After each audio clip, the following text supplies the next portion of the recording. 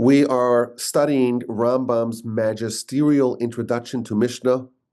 The great Idol, as he is known, Rabbi Moshe ben Maimonides, the Rambam, he wrote this incredible work known as the Commentary to Mishnah. And we are trying to navigate his introduction to his commentary to Mishnah, which so far has given us tremendous insight into the nature and the content and the structure of the Mishnah, and the history of oral Torah, and the methodology of oral Torah, and the little sidebar that he gave us about prophecy. And then last time we learned about the composition of oral Torah, the 5 different components of the oral Torah, and how dispute fits into it, and how halacha lemoshe misinai, the laws that are given to us from Moshe at Sinai, how they fit into it, where exactly you will find dispute, where you will not find dispute, and so on. Now we understand what is included in the Mishnah. In the next section, he goes through all the books of the Mishnah and explains the organization and the sequencing of these books. This will, I think, provide us a tremendous insight, a little window into an enormous corpus of literature, the Mishnah. It will take us a long time to study all of Mishnah together, but this is an opportunity for us to get a little snapshot, a little overview of this incredible and canonical corpus of oral Torah. So the Rambam tells us that when the organizer, the architect of the Mishnah, namely Rabbi Judah the Prince, when he decided to indeed codify the Mishnah, he decided to divide it up into 6 general sections, known as the Shisha Siddharm, the 6 orders. Perhaps you have heard the term Shas. The word Shas, which means all of Talmud or all of Mishnah, it actually is an acronym, Shisha Siddharm, 6 orders, the 6 general sections of the oral Torah of the Mishnah. The first section are laws that relate to things that grow from the ground, agricultural laws, laws of Shemitah, Arla, Teruma, the various different tithes, the tithe to the Kohen, the Truma, the tithe to the Levite, the Meiser, and so on. The next section is all the laws that relate to time. So the festivals, the Shabbos, and so on, what's permitted, what's forbidden, what's prohibited on these days. So Shabbos and Passover, Rosh Hashanah, Yom Kippur, each one has their own book, the book of Sukkah, and so on. That is the next section, section number 2. The third section are all the laws that relate to marriage. And that includes the Levirate marriage, and the laws of marital contracts, and the effectuation of marriage, Kedushin, and the dissolution of marriage, i.e. divorce, and so on. That's the third section of laws. The fourth section is known as Nezikin, which is laws of interpersonal commerce, damages, partnerships, and so on. Ownership of land, that's the fourth section. The fifth is sacrifices, all the many laws of sacrifices. And finally, the sixth order, that is the laws of purity and its opposite. He doesn't want to say the word impurity. He just says purity and the thing which is not purity, and we know what that means. That means impurity. So 6 orders, 6 sections, Shisha, which means 6, Shisha Sidarim. The first Seder, the first order is Ziraim, agriculture. The next one is Moed, which means time. The third one is Nashim, which means women, marriage. The fourth one is Nezid, which means damages. The fifth one is Kachim, which means holies or sacrifices. And finally, Taharos, which means purities. Now, the Rambam himself, throughout all of his writings, is renowned for his extreme precision, both in language and in structure and organization. So all students of the Rambam know that if he places a law that seems out of place, the location and the sequencing of a given law will reveal to you a lot of the nature and the essence of said law. So the students of the Rambam can derive a lot of information, a lot of insight from just the placement of a given law. It's always going to be extraordinarily well organized. And he himself is doing that sort of treatment for this enormous body of the Mishnah. In his introduction to the Mishnah, he's going to give us a masterclass of the precision and the wisdom behind the order and the structure and the sequencing of these various orders, these various sections. And even within these 6 sections are going to be laws organized as books, as mesechtas, as tractates, and divided up into chapters and divided up into subchapters into individual laws or mishnahs. Why is the first order agriculture, planting? Well, he explains that these laws relate to food, and all living things need food. And just as it is impossible for a person to live without food, it's not possible for them to serve their God, to serve the Almighty without sustenance and nourishment. And because this is a prerequisite for service of God, it comes first. Well, if that's the first major section, what comes next? Next is the order of festivals, of moed, of time-related laws. And why is that? Because that's how it's organized in the Torah. If you look at Exodus chapter 23, it talks about laws related to agriculture. It talks about the laws of the Shemitah. And right afterwards, it talks about the laws of Shabbos. 6 days you work, the 7th day is Shabbos. It starts off with 6 years you work the field, the 7th is Shemitah. It starts off with laws of agriculture. Then it talks about laws of time, and therefore the architect of the Mishnah says, I'll just follow what the Torah's sequencing is. First, the laws of agriculture, then the laws of time. Well, using that same methodology, the architect of the Mishnah said, well, the order of women, of marriage, that follows in the sequencing of the Torah. It follows the festivals, and therefore you'll have agriculture, festivals, and then the section of women, marriage and divorce, and so on. Followed by the order of the Torah, which is damages and interpersonal commerce, business, and partnership. Now, the last 2 of the sections of the orders don't appear in the book of Exodus. Rather, they appear in the book of Leviticus, and that's why they will be the second to last, the penultimate and the last ones. And if you look at Leviticus, first it talks about sacrifices, then it talks about purity and impurity, and therefore first the architect of the Mishnah organized the order of kachim, of purity, of sacrifice, not purity. First, there's kachim, which is the order of sacrifices, of holies, and then there is taharos, which is the order of purity and its opposite. Now, of course, the Mishnah is not just ordered as 6 mega sections. It is broken down further into smaller sections. Each one of these 6 main subjects has many details, and all laws of a general concept are going to be included in one book known as a masechta. In English, I think it's called a tractate. It's a book. And then he organized it further, not just a book, but a book broken down into chapters where details, similar details of a different concept, are bunched into chapters. And then it is further organized into smaller and more digestible laws. He calls it a halacha. It's commonly known as a Mishnah.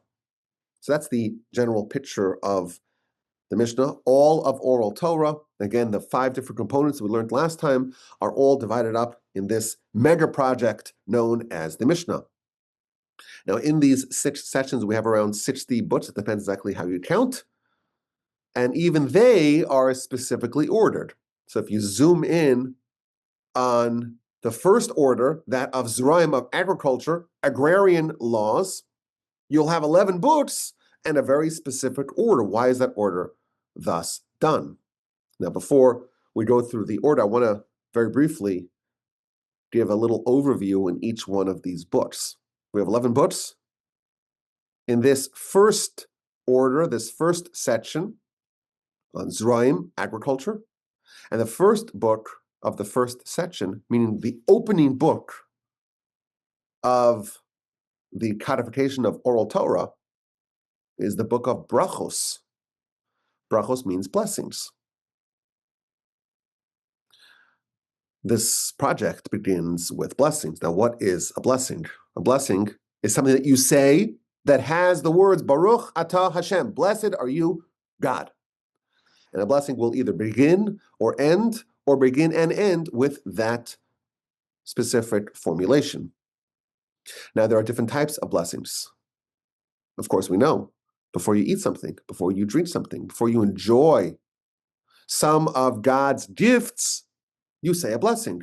You say a blessing before you eat, before you drink, and after you eat, and after you drink.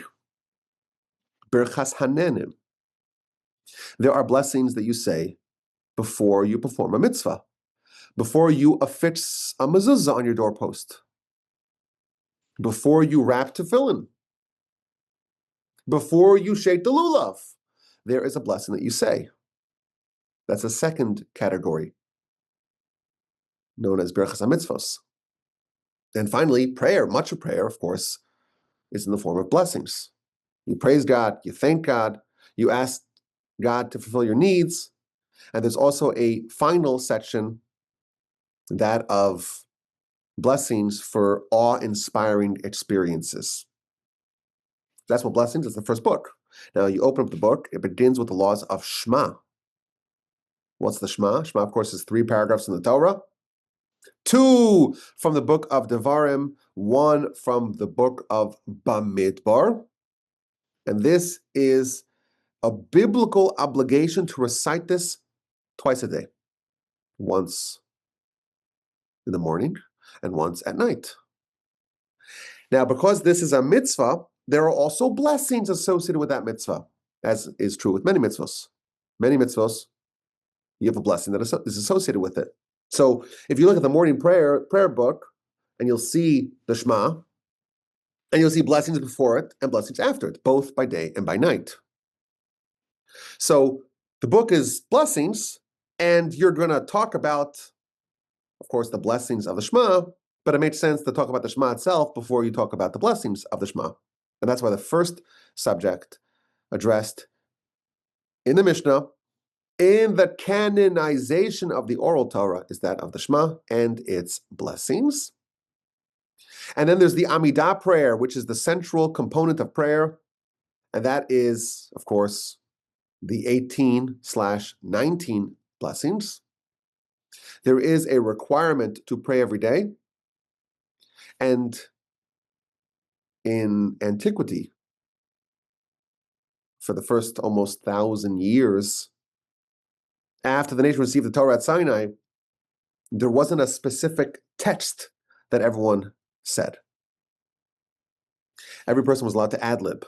Pray, well, talk to God. And that's, of course, the heart of prayer, the essence of prayer.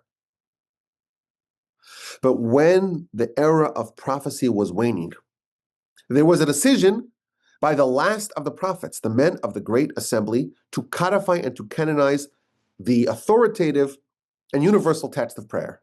And that's known as the Shemona Esrei, the 18 benedictions of prayer. Now, about 500 years later, there was a 19th blessing that was added, the Birchas Haminim, which means the blessing of the apostates, of the heretics. It was a way to weed out, to ferret out heretics and apostates in our midst. We asked them to pray, and there's a blessing of cursing the heretics. If they're not willing to say that prayer, well, maybe they should be suspected.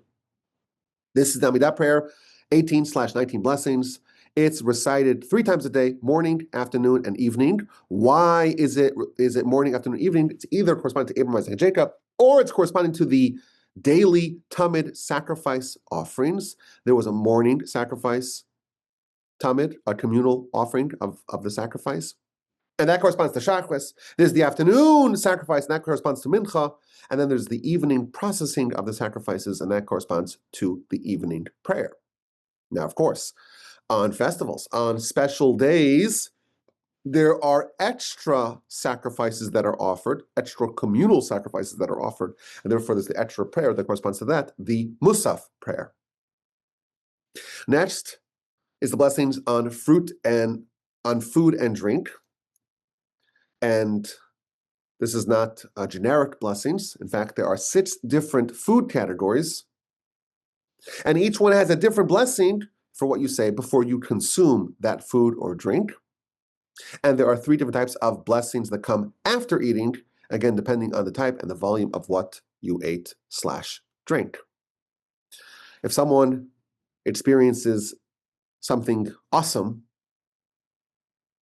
there are various blessings to say, like a meteor, an earthquake, thunder and lightning, and so on, a great sea, a great mountain, a place where miracles were performed for our antecedents. There are various different blessings that apply in these situations. These are opportunities to recognize the Almighty's dominion and supremacy and power, and a blessing to appreciate them was instituted.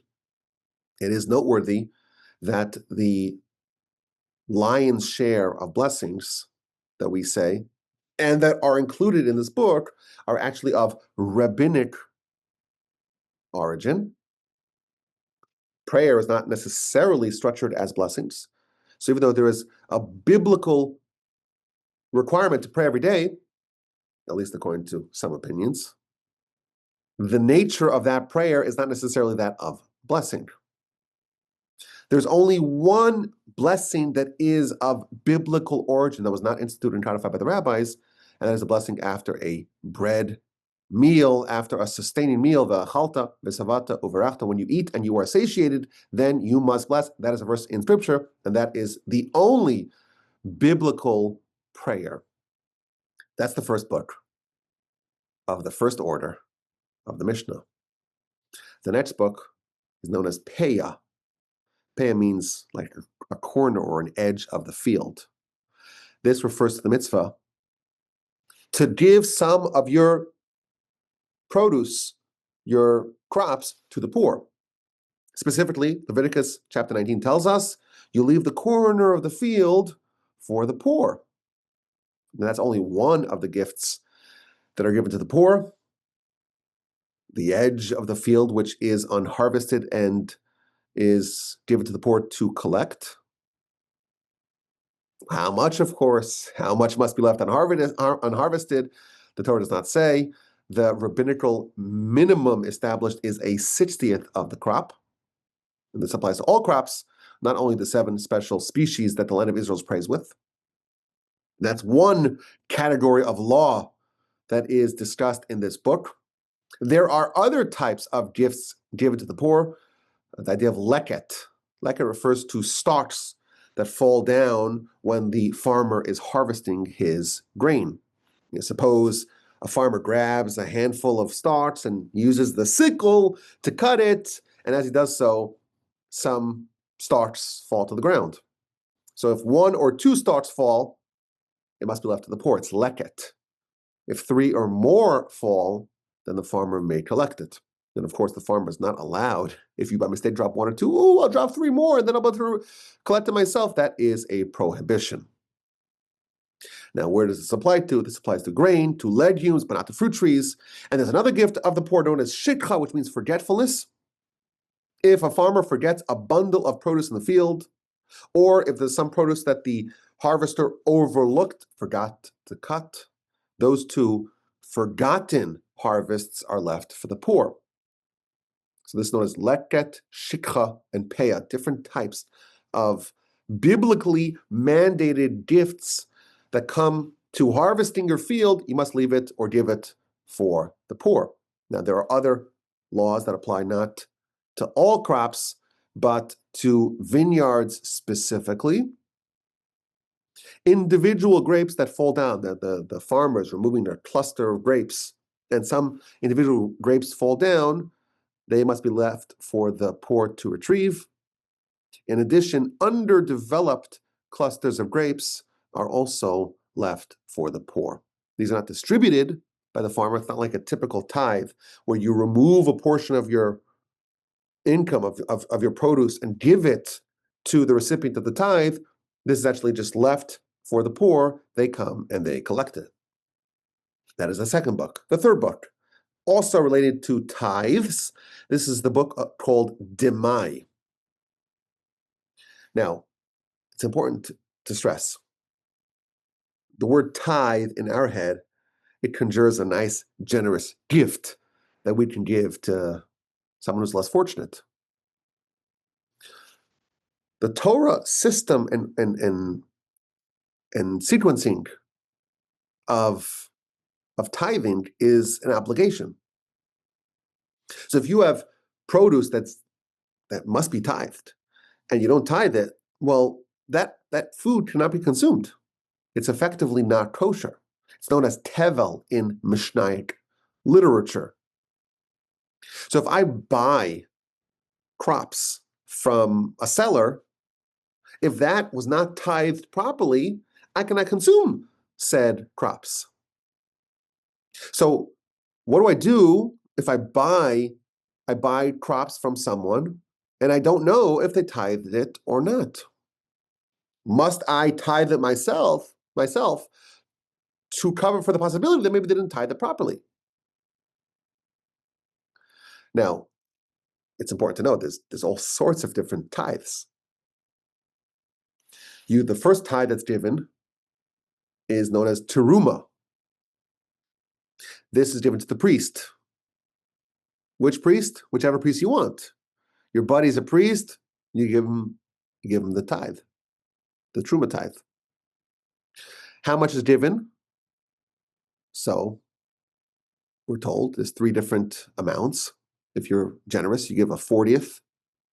If you're less generous, you give a 50th, 2%. If you are miserly, you give a 60th. And that tithing given to the Kohen, it's known as truma. It's sanctified. It can be consumed only by the priest and their families, and they must be in a state of purity. The food must be pure. They must be pure in order for it to be consumed. Well, after truma is given, so I had 100%, now I have 98% of my yield. Then there's the first tithe, the Meiser Rishon, the first tithe. 10% of what remains is given to the Levite. Which Levite? Whichever Levite I want to give to. And of course, the Levites will come and say, can I help you a little bit? They'd sidle up to the owners. Well, maybe you need some help. We're pals. Don't forget me. That's the Levites don't have a portion of the land, you recall. When the Mighty distributed the land, the Levites did not get a portion. They are supported via these tithes. The first tithe is 10% of what remains post-Truma, post the 2% given to the Kohen, that's given to the Levite. Now, the Levite himself has to further tithe it to the Kohen, which is the 1%, 10%, and 1%, and 10% of that. So 10% of 10% is 1%. 1% would go back to the Kohen in the form of a tithe that the Levite gives to the Kohen. That's known as the Trumas Meiser. You can see it's starting to get a little complicated, right? We have the tithe to the Kohen, 2%, the Truma. The tithe to the Levite, 10% of that. And the Levite, of the 10% he received from the Israelite, he gives 10% of that to the Kohen. And then there's the second tithe. Now, the second tithe doesn't really sound like a tithe to us, because the second tithe is 10% of what remains post what you gave to the Kohen, and post what you gave to the Levite. So if you had 100 units, 2% went to the Kohen, and then 9.8 units went to the Levite. And then 10% of what remains is separated as a second tithe, but that you keep. And you eat it in Jerusalem. It's consumed by the owner and his family in Jerusalem. You bring it there for the pilgrimage, for the festivals. That food is what you eat over the course of those festivals. Now, if you have too much, you have, hundreds, thousands of bushels, you're not going to schlep it all to Jerusalem. You could actually sell it, convert the second tithe into money. You monetize the tithe. You take the money to Jerusalem and you use that to buy food and other things to enjoy in Jerusalem on the festivals, on the pilgrimages with your family. Truma to the Kohen, first tithe to the Levite. The Levite himself gives the Trumas Meiser to the Kohen, and now the second tithe, well, that's given to yourself, to you and your family. Bring it to Jerusalem, consume it in Jerusalem.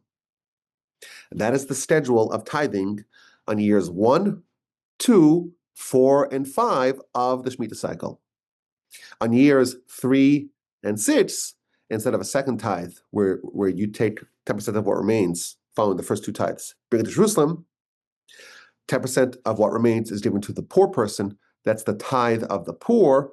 On years 3 and 6, instead of a second tithe, there's a tithe of the poor, 10% of what remains is given to the impoverished. Lots of details in order to have untithed or fully tithed produce for you to eat however you wish. The tractate of Demai talks about buying crops of unknown tithing status from someone that you may suspect didn't tithe properly.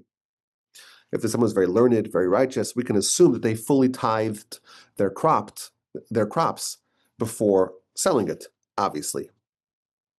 However, when you buy from an ignoramus, and he may say, I tithed it perfectly. I gave 2% to the Kohen, and I gave 10% to the Levite, and I gave 10% to the Meiser Sheni, the second tithe, on years 1, 2, 4, and 5, and on years 3 and 6, I gave 10% to the poor person. But you don't know.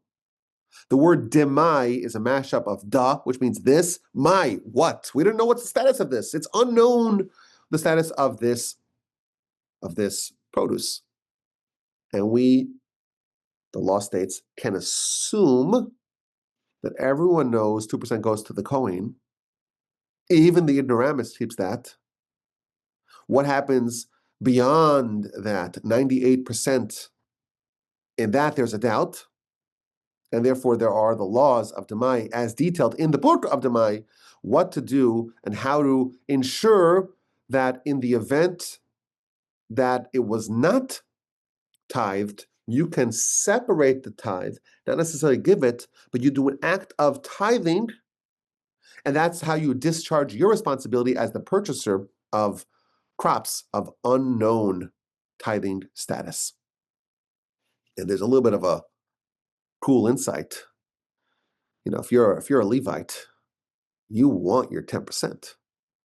That's owed to you by right. So you can come to the person and say, well, you bought this from the ignoramus. Ignoramus didn't give 10%. And we don't know if he did or if he didn't, right? If we knew for sure, then it's not Demai, it's Tevel. But we don't know for sure. So the Levite would say, well, I want 10% because he didn't tithe it. You could tell the Levite, well, I don't know if he tithed it, but maybe he did. You're coming to extract 10% of my product. You have to prove that he didn't tithe it. And because the obligation, the onus is on the person who's coming to extract, not from the person who is the current holder of these 10%, of would-be tithes. Therefore, you actually just separate it, but you could keep it unless the Levite or any Levite can prove, which of course they can't, but can prove that this was untithed. That is the subject of the book of Demai. The next book is Kilayim, which means mixtures, intermingling. There are all sorts of things that are okay. But once you mix them with something else, it's not okay. So the classic example, milk, it's fine, it's kosher. Meat, it's fine, it's kosher. Again, provided all the laws are fulfilled. But the mixture of milk and meat is prohibited, as we know. A cow, that's okay. A donkey, that's okay. You cannot, however, put them both under a yoke and have them plow the field together. You cannot have animals of different species plow a field together. It's okay to own a horse. It's okay to own a donkey. It's prohibited to mate these two together to produce a mule. A wool garment, perfectly fine. Very handsome, very dapper. A linen garment, amazing, very cool and breathable. Of course, there's shatnez, kilayim, when there's a mixture of the two. Planting seeds is encouraged. Planting wheat and barley and so on, all encouraged. However, you cannot mix and graft different species into each other, different grains into each other. You can't graft different species of plant onto another. You can't plant different grains, different vegetables, the seeds together where it creates some sort of hybrid, some sort of chimera. Now, all the laws of mixture are effectively in one verse, 19:19 of Leviticus. Your animal, you shall not mate, kilayim, meaning a mixture. Your field, you should not plant, kilayim, a mixture. A garment of shatnez, mixture you should not make. This idea of different things that cannot be mixed together. Now we have one verse in scripture, and typically, or as can be typical, we have a whole book of Mishnah that you can spend a lot of time studying, the book of Kilayim, the book of laws of mixtures. Now, interestingly, even though we talked about milk and meat, it's not really considered Kilayim. That is found later on in other tractates, specifically that of Chulin, which is much later on in the order of holies of Kachim. Now, of course, there are many details, but like the distance that has to be placed between different species. What about the result? If you graft and create some new, or someone else does it, someone else creates a new fruit or a new vegetable that's a mixture of two different vegetables, even though you're not allowed to do it, that product is not necessarily prohibited. So mixing animals, mixing fabrics, mixing different species, working with different species, that is the subject of the book of Kilayim. Next is the book of Shavuos, which means the seventh year, the Shemitah year. On the seventh year, we cannot do any work in the field. We must allow the land to lie fallow. We cannot do any business with the crops of the seventh year. And of course, this book details all the laws. It's, as you would expect, to be quite voluminous. What's biblically prohibited, what's rabbinically prohibited, as we mentioned, there are rabbinic edicts and decrees that are there to reinforce a Torah law. So even though there are some things that would be permitted from a biblical standpoint to do on the seventh year, those things may be forbidden by rabbinic edict. So watering plants, clearing fields, the rabbis prohibited anything that would improve the land or the plants, but anything which just maintains its health and ensures that it does not regress, that would not be included in the rabbinic edicts. Interestingly, although the laws of Shemitah apply on the seventh year, it can actually apply on the sixth year as well. You must stop doing work before the seventh year commences. And specifically, any work done to a field that will no longer benefit that year's products, it's just preparation for the next year, that's already prohibited in year 6. So Passover time of year 6, well, that year's crops are already done. Any work done now in the field is preparation for for year 7, that would be prohibited. And of course, a fruit field and an ordinary field will be different. All sorts of other laws. You must abandon the Shemitah crop. You cannot put a lock on your gate or block public access to your field. The doors must be open to anyone to come and to take what they want. Of course, you as the owner can also take what you want, but you cannot hold it all to yourself. The product of year 7 is sacred, and it can be eaten, but it cannot be wasted. It cannot be used for commerce. You must remove from your house any species that's no longer plentiful in the field. Meaning, if it's no longer out in the field, you cannot keep it and harbor it in your house. And finally, there's one more law that is relevant to year 7, the nullification of personal loans. We mentioned this very briefly last time. There is the institution of the pruzbol. Pruzbol is a halachic device where a person takes a loan and gives it to someone else to be like the steward of it, to oversee it. So personal loans are annulled at the end of the Shemitah year, but loans, let's say, that are owed to the court, well, those are not annulled. Just like you can't, discharge student loans by personal bankruptcy. Just it's owned by the government, it doesn't work with the same rules as other loans. And Hill instituted the system of the pruzbol as a way to offset the annulment of personal loans at the end of the 7th year to avoid the cancellation. Absent that halachic device, all personal loans are annulled at the end of the Shemitah. We have the book of Truma. We mentioned already Truma. That's the first tithe, somewhere between a 40th and a 60th, which is given to the priest. What's included? Grain, wine, and oil. Are other produce, are all other types of produce included as well on a biblical scale or only from a rabbinic perspective? How much must be separated by biblical law? Even a single grain, a single kernel of grain can discharge a person's responsibility of truma. In practicality, the expected amount, the average amount is a 50th, a miser gives a 60th, and a generous person would give a 40th. What's done with it?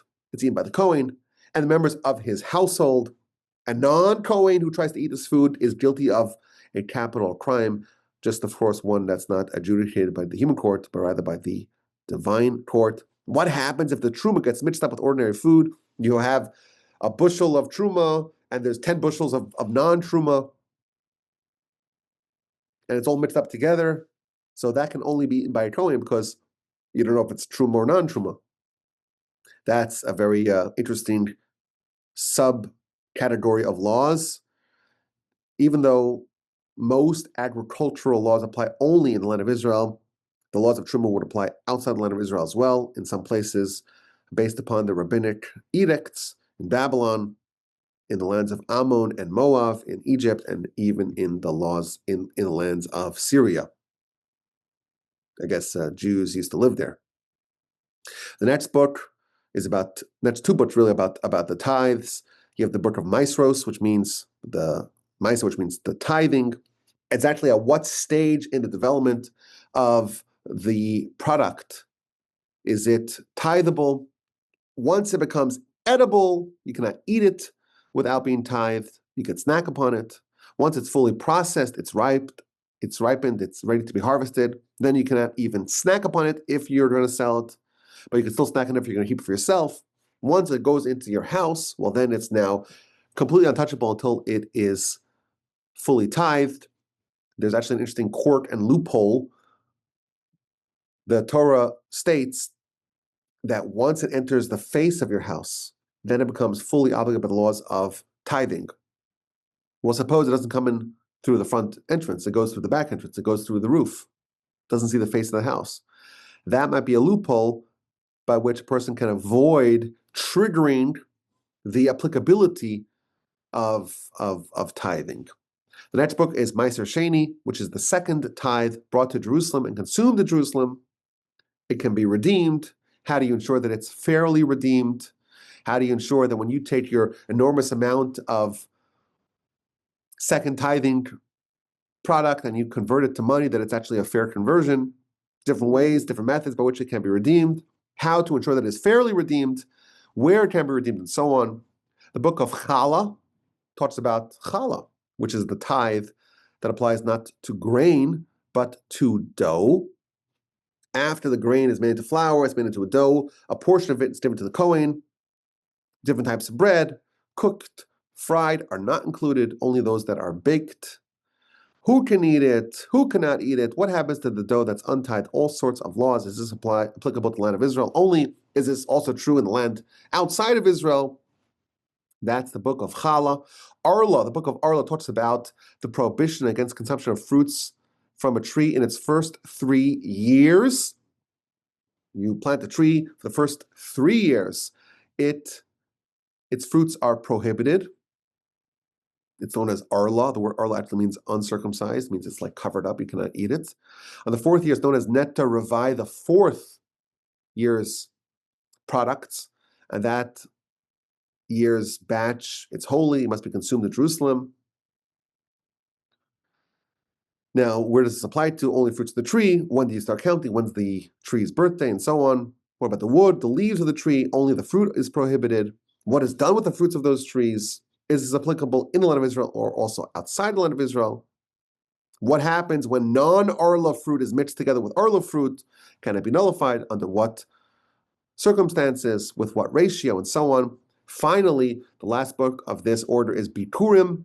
That's the first fruits the first fruits of the 7 special species that the land of Israel is praised with: wheat, barley, grapes, figs, pomegranates, olives, and dates. These 7 special species are brought to Jerusalem in an elaborate ceremony, in an ornate basket. It's presented to the Kohen, and there's a special passage that is recited by the owner, and the fruits are given to the priests who are serving in the temple during that week. This is the books and the laws, the general, of course, very, very brief overview of the laws that are included in the first order, the order of Zerayim, of the agricultural laws in the Mishnah. Now, the Rambam doesn't just subsist with telling us why the order of Zerayim goes first. He actually goes through book by book. And he says that the first book is Brachos, that deals with food, blessings and foods. And then he tells us, very interesting, an expert physician, when he gives an instruction to a sickly patient for how to restore their health, the first thing he talks about is the diet. Only then does he begin to give other diagnoses. You got to improve your diet first. Similarly, the architect of the Mishnah, the first thing he addresses is the diet. And the spiritual diet that we have is that when you eat something, you must make sure that you are taking it with permission from God, and that's only via a blessing. Unless you prepare the food for consumption. Now, the only mitzvah that he says, this is interesting because the Rambam seems to contradict himself, but why does it start with the laws of the Shema? Because this, he tells us, there's no other mitzvah that a person is obligated in it every single day. Only the Shema. And the blessings of the Shema are going to be addressed in the book of blessings, but you cannot speak about the blessings of the Shema before you speak about the Shema itself. And that's why the first book and the first subject of the first book is going to be blessings and the blessings of the Shema and the Shema itself. And then you have the laws of Peah. Recall, that's the corner or the edge of the field that's left for the poor person, the leket, shikha, Peah, the dropped stalks, and so on. Well, why is that the next subject? Because this is almost like a tithe that you give before the harvest. Almost all tithes go into effect only after the harvest. This is done before the harvest, and therefore it comes first. Well, who receives the payout? That's the poor person. Demai, that's, you recall, that's when you buy products from an ignoramus. That too is distributed to the poor under certain circumstances, and therefore it's related to Peah, comes next. And then Kilayim, well, that's organized by the Torah in that fashion. It talks first about Peah and then about Kilayim, and therefore that's why that comes next. And then he explains, well, Arla really should have been next, but Arla is not obligatory. If someone doesn't plant any fruit trees, you don't have the obligation to have the first 3 years of the fruit trees being untouchable. Shemitah, however, is obligatory upon everyone, and therefore it comes next. And then comes Truma, because that's the first tithe, and then comes Maisa, which is the next tithe, the Maisa Sheni, which is the third tithe, and then Challah, well, that is done from the actual dough, post all the tithings, and then comes Arla, and then comes Bikurim, because that is how it is organized in the Torah. So what do we have? We have our little taste, a little foray, a first foray into the laws of the Mishnah. In the Rambam's introduction to the Mishnah, he tells us what the Mishnah is composed of, what are the components, what are the laws that were gathered and organized with great precision in the first codification of the oral Torah in the Mishnah. And we have the first section, 6 sections in total. The first order is that of Zerayim, which is agricultural laws. And we learned about the 11 different books that make up this section. We learned a little bit about the content of the laws of each one of these books and why they were thus ordered. We still have, of course, a lot to go. We have the upcoming 5 orders. We started with Zeraim, agriculture, and next on our list, please God, with the help of the Almighty, is Moed, the books that are included in the order of Mishnah related to time, time-bound festivals, Shabbos, Passover, Rosh Hashanah, Yom Kippur, Sukkah. These are all different books. Chadija, as we shall see, Moed Katan, as we shall see, Tithes, as we shall see. Many, many exciting books and many wonderful laws. Hopefully, this will give us a broader understanding of the scope and the breadth of the Torah and the oral Torah, and of course, the Mishnah. I look forward to continuing our exploration of this Rambam's introduction to Mishnah, and to get a little bit of a taste and a flavor and overview of the wonderful books included in this magnificent corpus, this authoritative corpus of Mishnah, and not only the content, but also the sequencing and the ordering. Our education continues with the help of the Almighty. My email just says rabbiwalby@gmail.com.